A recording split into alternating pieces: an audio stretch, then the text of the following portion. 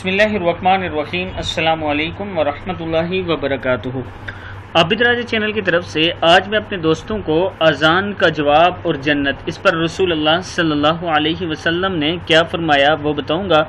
उससे पहले मैं अपने तमाम दोस्तों से गुजारिश करूंगा कि अगर आपने अभी तक मेरे चैनल आबिद राजा को सब्सक्राइब नहीं किया तो ज़रूर कर लें ताकि डेली आप तक अच्छी वीडियो पहुँच सकें। तो स्टार्ट करते हैं। बिस्मिल्लाहिर्रहमानिर्रहीम। रसूल अल्लाह सल्लल्लाहु अलैहि वसल्लम ने फरमाया, जब मुअज्जिन अल्लाहु अकबर कहे तो तुम में से जो इखलास के साथ अल्लाहु अकबर और अल्लाहु अकबर कहे, फिर जब वो अशहदु अल्ला इलाहा इल्लल्लाह कहे तो ये भी अशहदु अल्ला इलाहा इल्लल्लाह कहे, और जब वो अशहदु अन्ना